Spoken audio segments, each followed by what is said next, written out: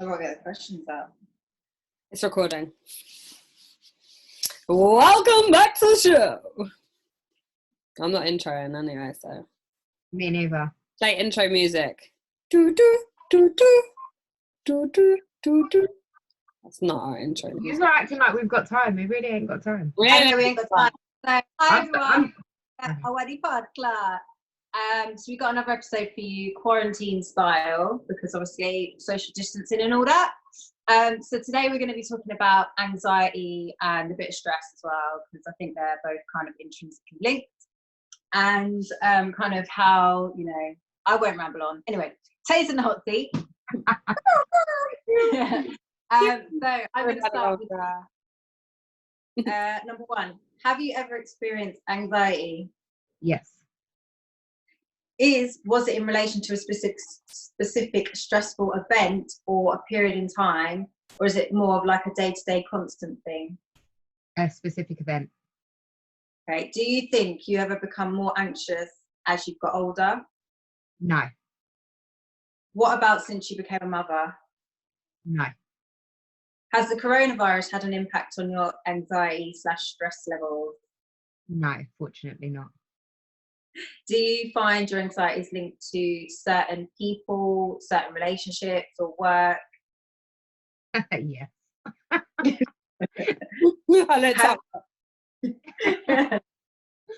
Have you developed any coping mechanisms for dealing with stress and anxiety? Yes. Do you believe in mindfulness? 100%. Do you speak to your friends and your family about your stress and anxiety? Yes. Charlene, your 3 questions, please. I got the whole 3 questions today. Have you ever had a panic attack? I think so, yeah. Sorry. Do you think anxiety is a buzzword? No. Do you know any breathing techniques for anxiety symptoms? Yes, I've got a really good one, actually. It's funny that you should ask. Yes. It's almost as if we planned this show, right? You know me so well. I mean, did we plan it, really? No. So that is interesting. What? You got another question? Right, the answers to your questions. Fine, I had 3 questions. I wrote the answers and the questions. It's fine, honestly. Oh. Honestly, it's really cool. So I would like to know, I'm starting the timer. Oh my God, starting now. I literally just forgot about that. So just so you guys know, we're trying to structure our shows a bit better, because sometimes we can go off and ramble, go off task, and we want to keep these quite like succinct, straight to the point, and snappy. So we're going to set timers to keep us on track. Yeah. My head's gotten so big over this quarantine time. Sorry, carry on. I just realised. I wanted to know what your breathing techniques are. Let's jump straight to that. Jump straight into it. Okay, so now I have to try and remember it because it is quite specific. It's like, I think it's this. So I don't want to like tell anyone any wrong information. Let me try and do it at the same time to see if this is it. But if I'm correct, it's fill up your chest with air and then push that air between the bottom of your stomach and and the upper of your diaphragm 3 times. And then let that air out. 1, 2, 3 down, you mean? So it's almost as if your body's going with the air. What? Almost. It's like an internal body pop. So it's like. Doesn't that like raise your heart rate? No. And the thing is, I don't know if it doesn't work now or if you have to be in a heightened situation to actually experience it and see how it feels. But if you are in an anxious position at any point, that example was very poor, but it's like fill your chest up with air, push it.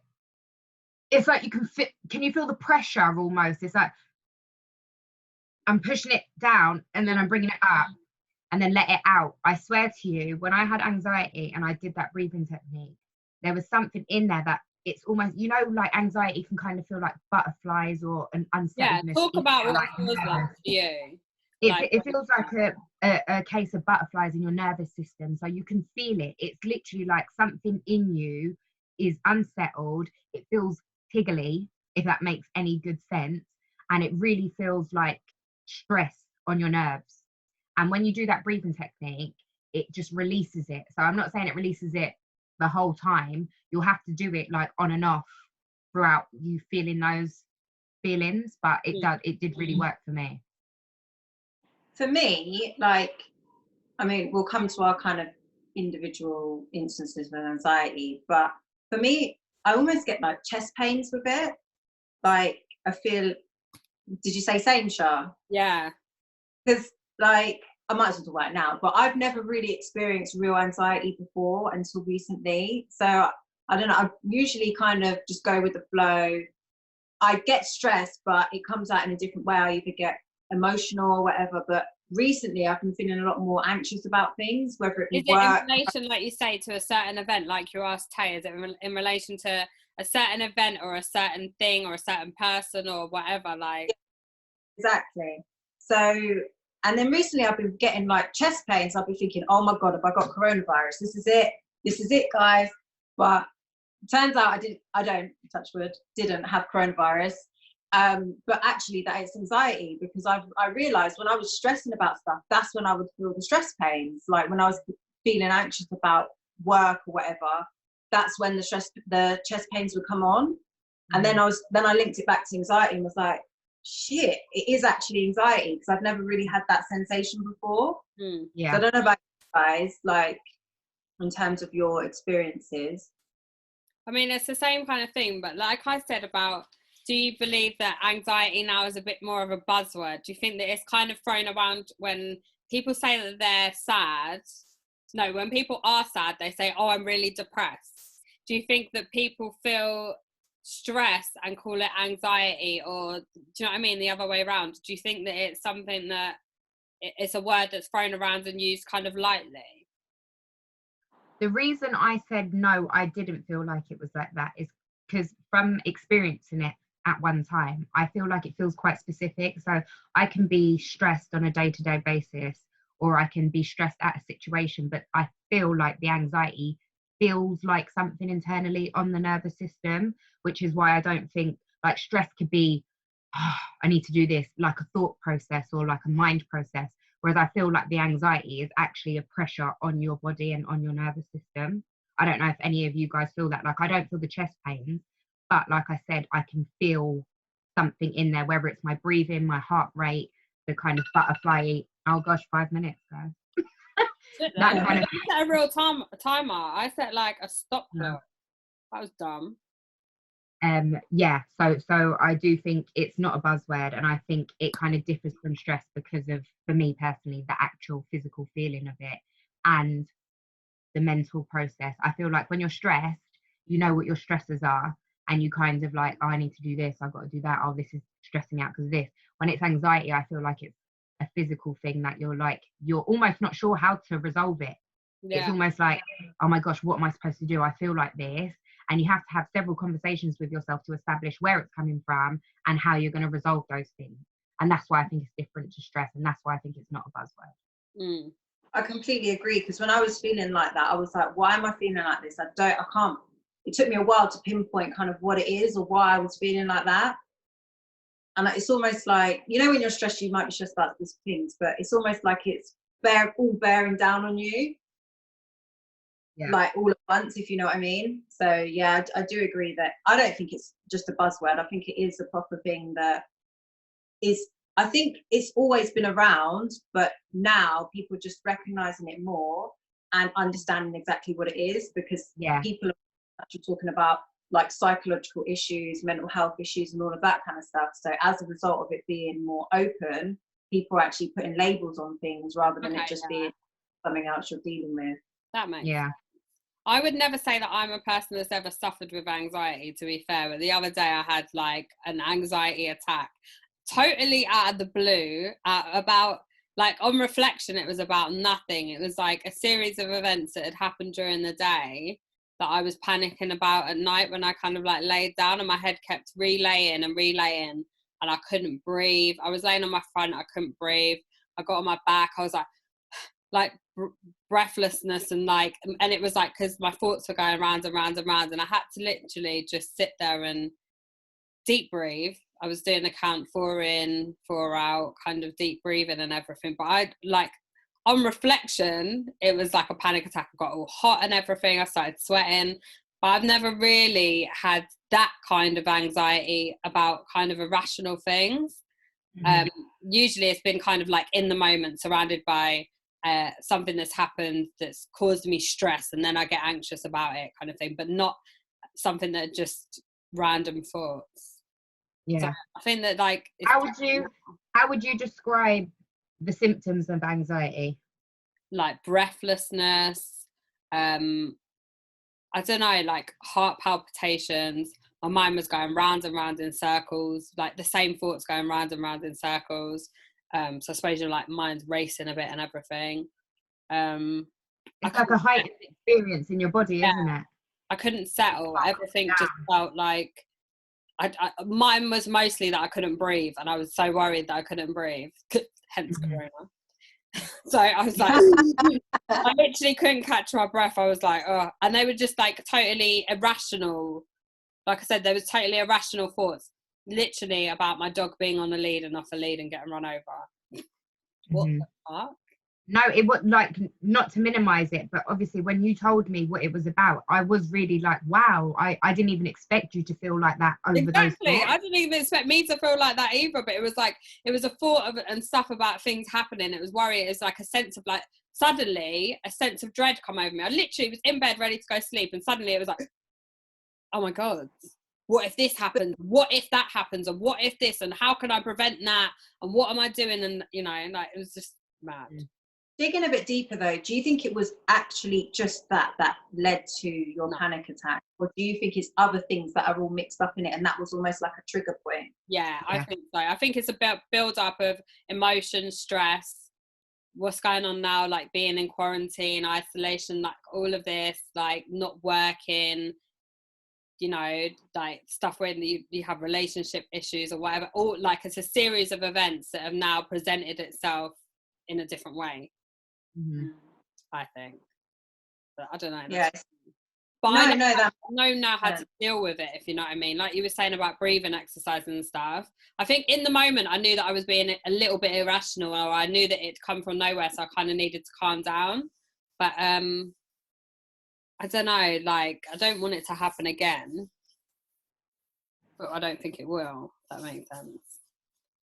I think. Well, you literally have to. Well, some of the techniques for dealing with anxiety, if you're ever faced with like a panic attack or an anxiety attack, or just experiencing anxiety on a daily basis, you have to try and calm yourself down first by talking to yourself about what your thoughts are. So going through, what am I thinking? Is this rational or is it irrational? So you knew it was irrational, which kind of the first step in going in the calmer direction.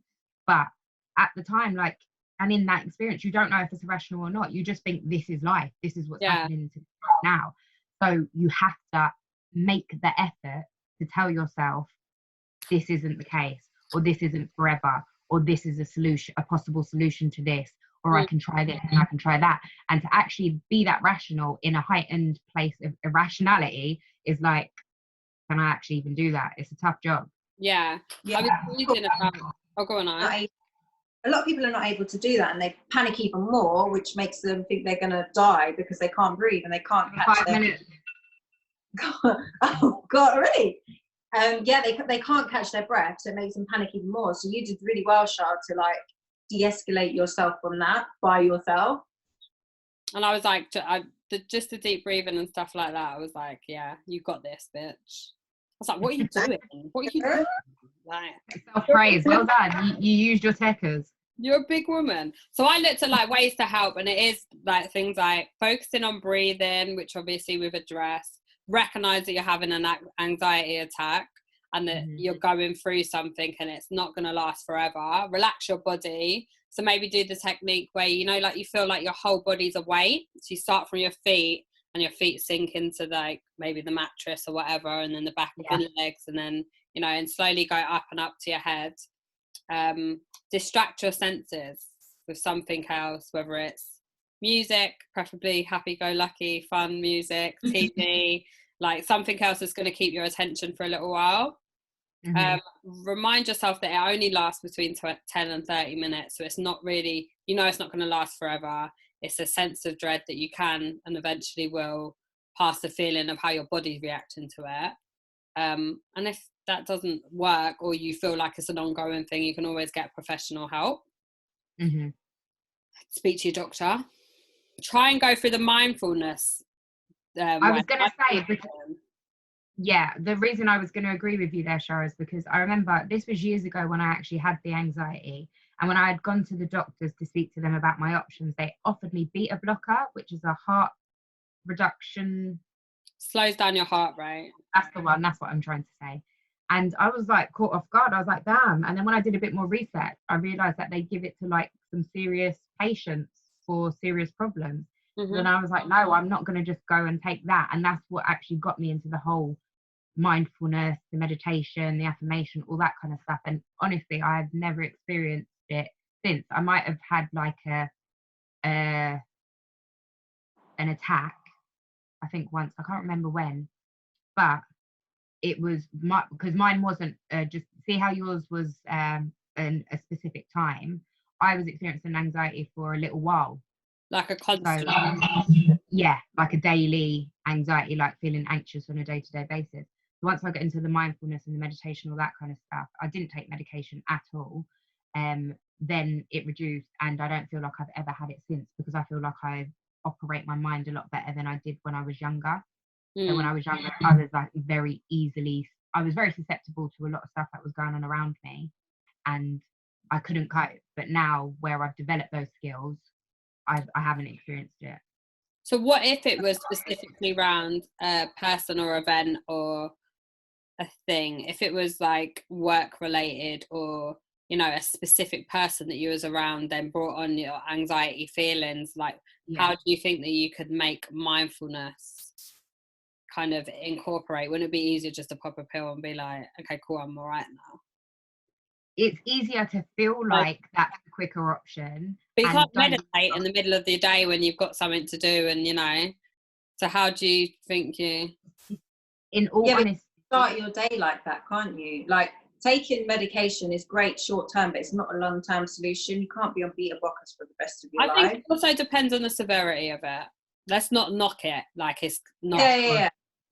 But I feel like if you can find coping mechanisms within yourself, that's always going to be better than taking medication, whatever you can do. I know sometimes taking medication,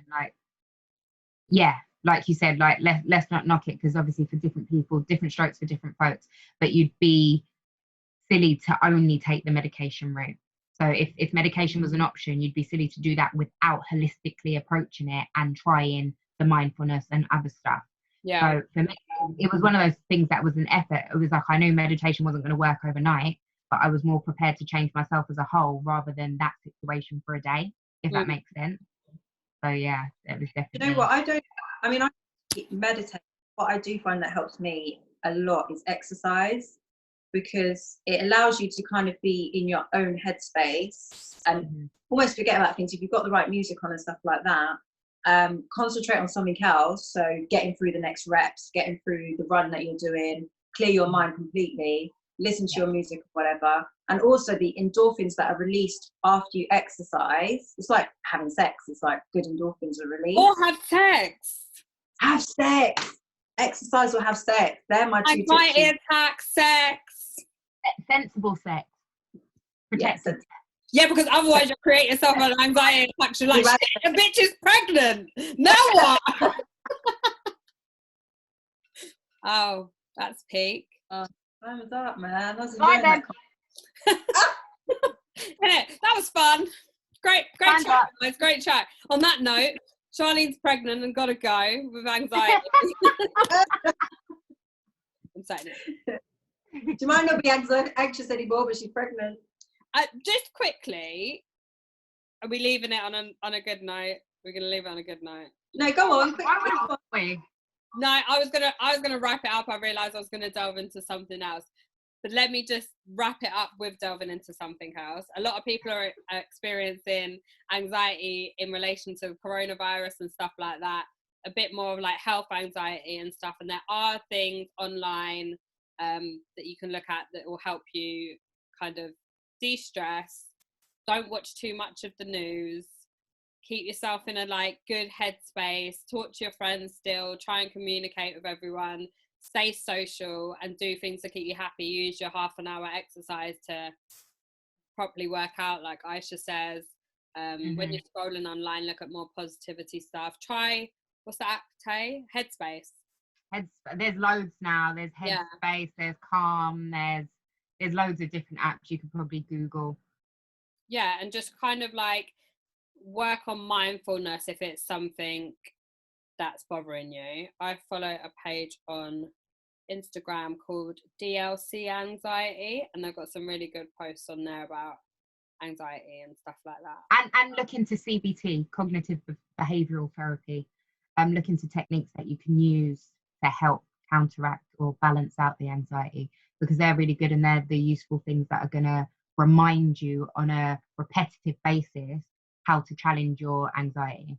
Yeah, that's good. Well done, girls. It's so lovely seeing your faces as well.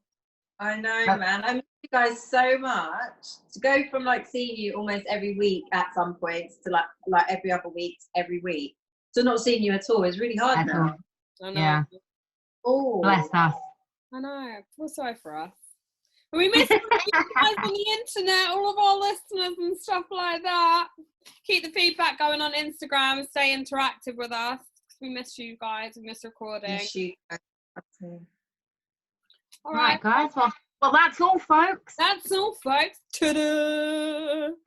I want a card.